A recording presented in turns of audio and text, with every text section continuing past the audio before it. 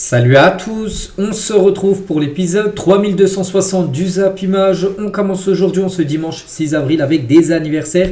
Et on commence tout d'abord avec l'ailier droit de la Juventus Turin, c'est Nico Gonzalez. Il fête aujourd'hui ses 27 ans, bon anniversaire à lui, à l'époque il jouait à la Fiorentina, maintenant il joue à la Juve.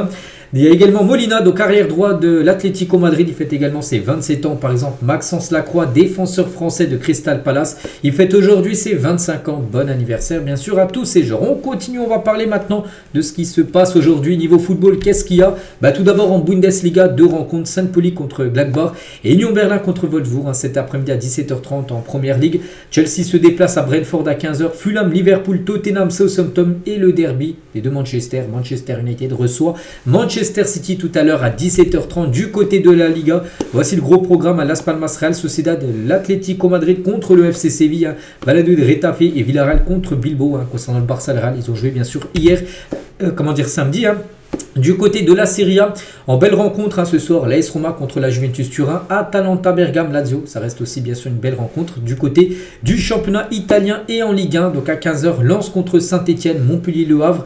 Montpellier-Le Havre, les gars, c'est un match déterminant bien sûr pour le maintien pour Montpellier. En cas de défaite, c'est quasiment la Ligue 2 assurée. Bon, même s'ils gagnent, les gars, ça sent toujours très mauvais, mais voilà, il va falloir faire un résultat pour Montpellier. Également, Reims-Strasbourg, Rennes contre la Auxerre et ce soir, Marseille contre l'équipe de Toulouse.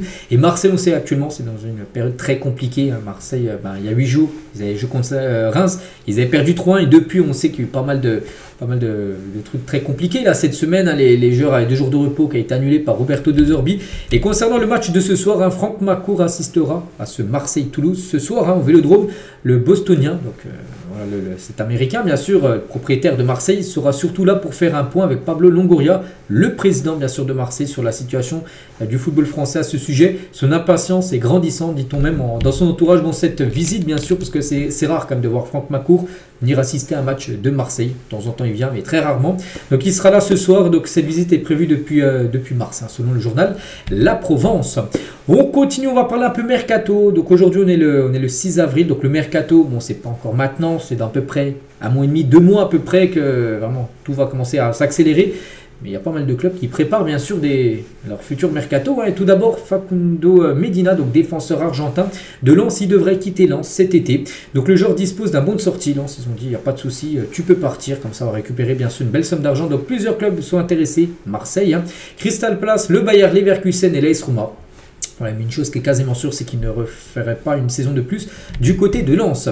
Concernant Federico Chiesa, donc un joueur qui est tout le temps sur le banc, on sait, du côté de Liverpool, il va partir de Liverpool, il ne va pas rester pour être sur le banc. Donc il a été contacté par l'AS Roma. Le club romain aimerait un prêt pour la saison prochaine. Voilà, c'est totalement jouable et pour lui, peut-être un retour en Serie A, peut-être le championnat qu'il faut bien sûr pour Federico Chiesa, pour relancer sa carrière. On se souvient le joueur qu'il est à la Fiorentina, à la Juve, c'est qu'à Liverpool tout le temps seulement, c'est dommage. Peut-être l'AS Roma pour être le club parfait pour se relancer.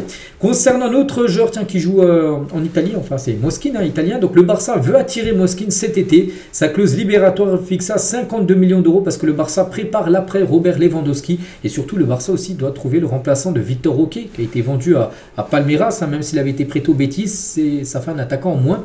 Donc du coup ils veulent un nouveau numéro 9. Et ils misent beaucoup sur... Ils aimeraient avoir Moschin, l'ancien attaquant du PSG. Donc il a une clause à 52 millions d'euros. C'est jouable, bien sûr. C'est le Barça. Il faut déjà vendre côté Barça avant de pouvoir bien sûr faire une offre. Et toujours à Barcelone, donc ils ciblent également 4 latéraux droits pour cet été. De toute façon au Barça, il y a plusieurs postes. Ils veulent un latéral droit pour amener de la concurrence et faire souffler Jules Koundé qui enchaîne beaucoup de matchs. Ils veulent aussi numéro 9 pour remplacer Victor Roque et pour faire souffler, on peut dire, Lewandowski, donc peut-être Moschin. Et aussi un ailier gauche pour faire souffler cette fois-ci Rafinha. Voilà, donc voilà. Et là pour les latéraux droits, voici les noms: Vanderson, Frimpong, Pubil et Givero Reed. Voilà parmi les 4. Donc pour l'instant la priorité reste Vanderson du côté du FC Barcelone. On va parler d'un autre latéral. C'est Kyle Walker, joueur de Manchester City, prêté actuellement à l'AC Milan. Et Walker se voit bien revenir à Manchester City. Il est en prêt avec l'AC Milan qui dispose d'une option d'achat de 5 millions d'euros pour le signer définitivement, mais qui hésite à le faire. Milan, ils ne savent pas trop, est-ce qu'il faut le payer 5 millions, le garder ou pas. Donc, de toute façon, s'il n'ait pas l'option d'achat, il retournera à Manchester City, bien sûr, Kyle Walker. Donc, pourquoi ils hésitent? Parce qu'on se dit c'est un bon joueur Walker, parce qu'il a plus de 30 ans, bien sûr. Donc, c'est un joueur qui arrive plutôt sur la fin de carrière. Oumar Solet, donc, affole la première ligue League. Donc 4 mois après son arrivée à l'Udinese, l'ancien Lyonnais est pisté par Manchester City, Liverpool et Chelsea. Donc actuellement il est à Udinese, mais bon, il y a de fortes chances qu'il quitte l'Italie et il pourrait peut-être débarquer dans une top équipe en Angleterre. Des nouvelles également de Sandro Tonali. Joueur de Newcastle, mais il pourrait faire son retour du côté de l'Italie. Donc la Juventus Turin veut absolument recruter. On a l'impression que là, tiens, c'est Tonali avec le maillot de la Juve. Non, non, c'est Tonali avec le maillot de Newcastle. Hein. Bien sûr, c'est les mêmes couleurs que la Juventus. Et lui jouait à l'époque à l'AC Milan. Il est parti à Newcastle. Mais Newcastle en réclame 60 millions d'euros. Mais le club turinois pourrait tenter d'inclure Douglas Luiz dans l'opération pour faire baisser tout simplement le prix de Tonali, hein, qui pourrait peut-être retourner en Italie. On va parler cette fois-ci de José Mourinho, le coach actuellement du Fenerbahçe, mais pas sûr, hein, qui reste coach du Fener la saison prochaine, et il est envisagé pour la sélection brésilienne. Donc il rejoint pas mal d'entraîneurs, hein, Jorge Jesus, donc l'entraîneur de Al Hilal bien sûr, et aussi Abel Ferreira et bien sûr Carlo Ancelotti sont également des cibles, hein, mais Mourinho rentre aussi dans les potentiels peut-être futurs entraîneurs de la sélection brésilienne, ainsi qu'il a quitté bien sûr le Fenerbahçe. Le Paris Saint-Germain est en passe de signer Ilian Mann, donc c'est un joueur qui a 19 ans, bon je pense que personne ne le connaît, donc le jeune belge, les belgeo-marocains, est libre de tout contrat depuis la faillite de son club. Donc c'est une équipe des deux belges, hein, voilà, son club il est en faillite, enfin je ne sais pas trop ce qui s'est passé, donc du coup tous les joueurs sont sans club, hein, tous les joueurs qui composaient cette équipe, et du coup les gars lui, il est testé actuellement avec les U19 du PSG, le groupe Espoir du Paris Saint-Germain. Et si les tests sont concluants, il pourrait intégrer l'équipe U19 du PSG, qui peut-être dans le futur comme Zaire Emery ou par exemple, je sais pas, Mbaye, hein, par exemple, être inclus bien sûr en équipe première parisienne. On va parler d'Alexander Isak. Liverpool admire, hein, bien sûr Alexander Isak, mais ne devrait pas accepter de payer 180 millions d'euros parce que Newcastle... Ils savent bien sûr que Isaac, il y a des chances qu'il parte, mais eux, ils ont fixé son prix à 180 millions d'euros. Bon, ça reste quand même très cher, hein, 180, les gars, il serait le troisième joueur le plus cher de l'histoire du football. Hein, derrière, bien sûr, Neymar et Mbappé. Hein.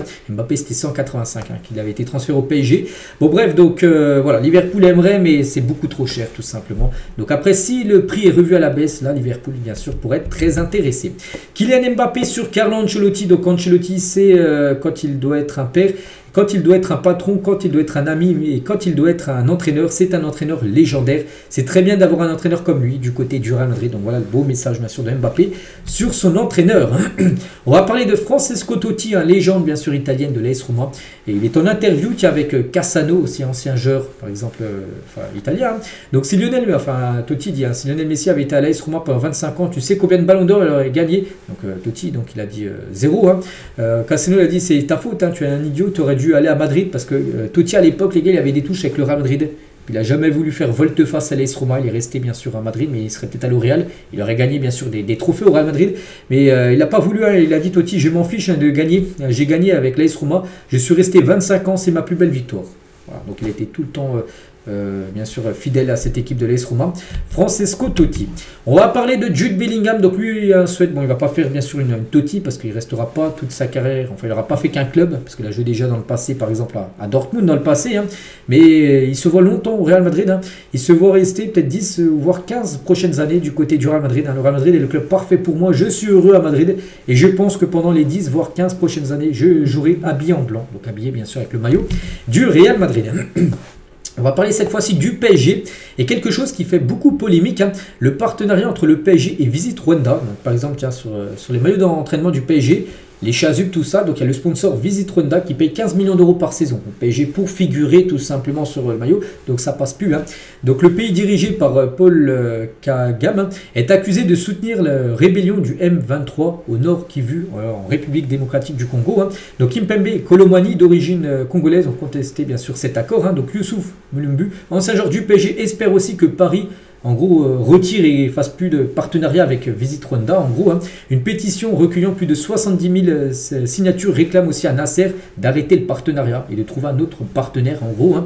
Donc, voilà, le ministre des Affaires étrangères de la RDC a aussi invité le PSG, Arsenal, parce qu'il y a aussi Arsenal, il y a Paris, Arsenal et le Bayern également qui sont en sponsor avec Visit Rwanda. En gros, de mettre fin à cet accord taché de sang. Hein, contacté par le journal Le Parisien, le PSG n'a pas souhaité répondre aux questions, en gros, du journal Le Parisien, hein, sur son sponsor, hein, évalué, comme je dis, dit à 15 millions d'euros par saison. Donc voilà actuellement concernant ce sponsor qui fait beaucoup parler, hein, que ce soit à Paris ou même à Munich ou même à Arsenal.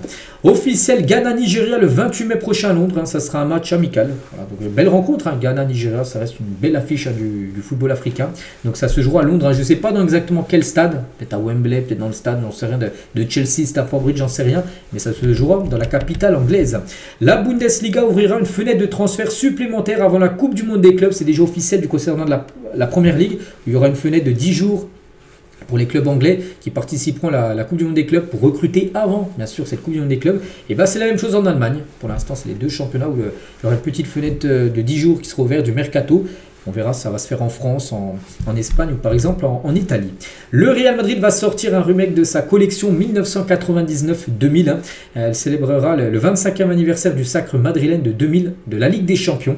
2000, voilà, le Real avait gagné la LDC. Ça avait été, je crois, en plus Zizou, hein, qui a marqué ce magnifique but. Souvenez-vous, c'était la reprise de volée. Roberto Carlos, il envoie une balle. Et Zizou contre le Bayer Leverkusen, reprise de volée. Pied gauche en pleine lucarne. Donc voilà, c'était avec ce maillot-là que le Real Madrid jouait. Et du coup, ils vont ressortir ce maillot collector, hein, par rapport à 25 ans de cette Ligue des Champions remportée en 2000. Le futur troisième maillot du Bayern Munich pour la saison prochaine. Bon, c'est pas encore officiel, mais bon, là, il y a de plus en plus de maillots vu qu'on arrive sur la fin de saison qui commence à fuiter. À quoi pourraient ressembler ces maillots saison prochaine? Donc, voici à quoi pourrait ressembler le troisième maillot du Bayern, hein, qui devrait être de couleur noire.